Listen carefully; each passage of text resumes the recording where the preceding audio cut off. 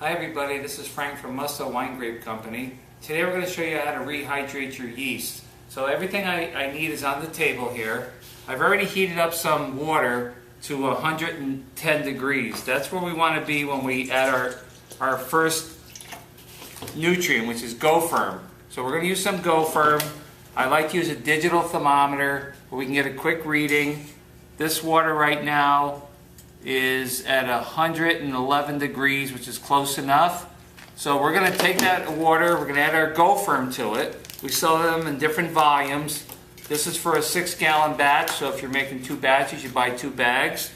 We bring our Go Firm in, and what this is kind of the breakfast food for the yeast.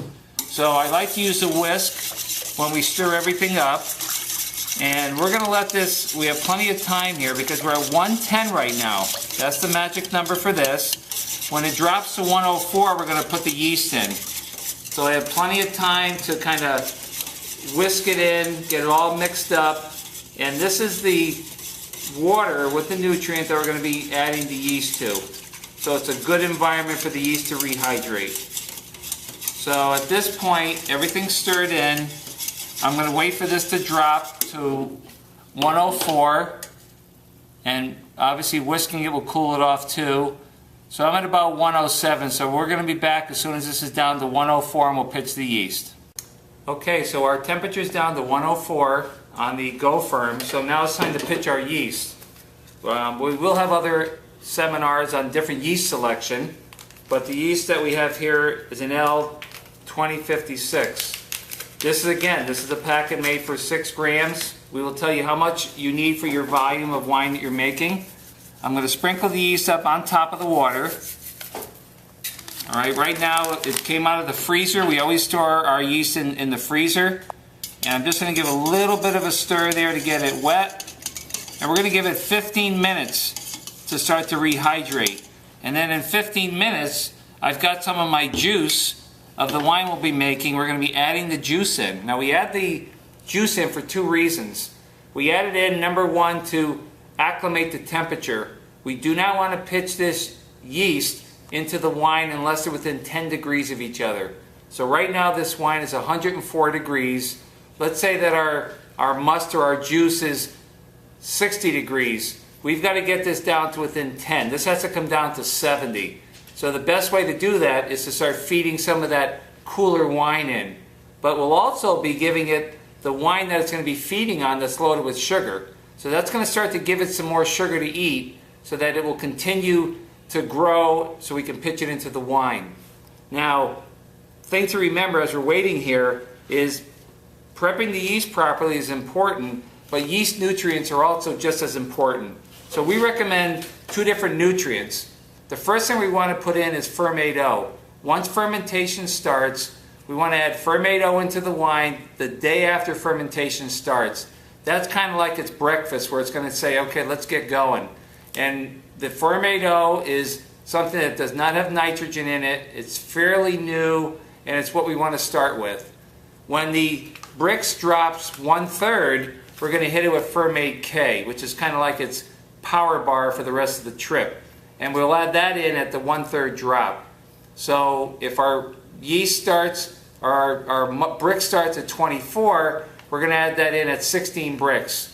And that's when our last nutrient goes in. So the O goes in first, the K goes in second.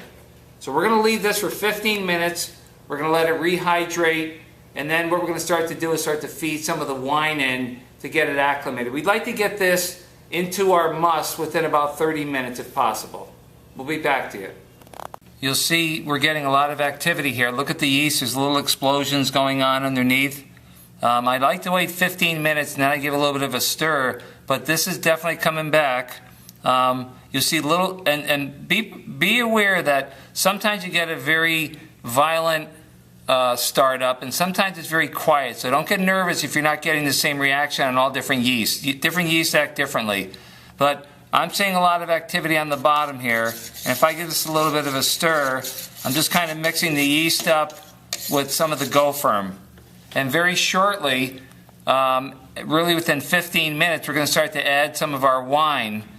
And again, the wine's loaded with sugar, so I'm going to start to do that at this point. So I'm just stirring my wine. So I'm going to take some of my wine, or if this was must, I take some of the actual must with the grapes in and just start plopping it in. So I'm going to pour a little bit at a time in here.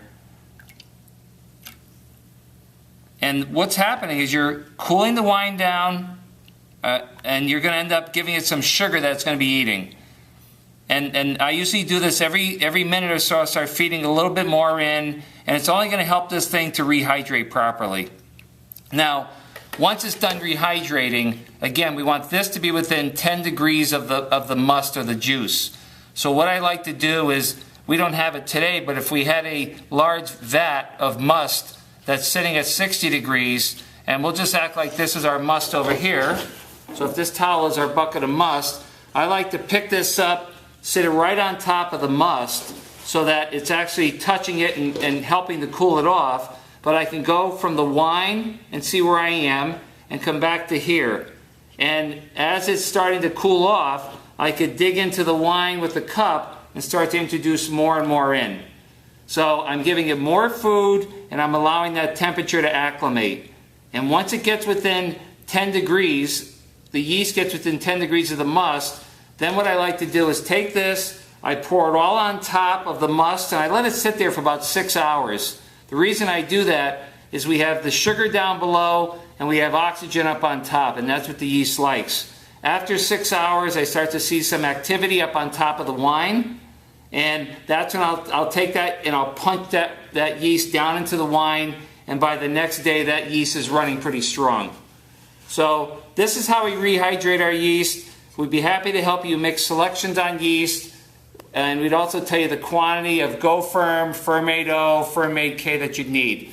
But if you follow this protocol and you rehydrate the yeast properly and you put nutrients in at the proper times, you'll always finish off your fermentation and you'll end up with a good wine and you'll avoid a stuck fermentation. So we'll see you next time at Musto Wine Grape. Have a good day.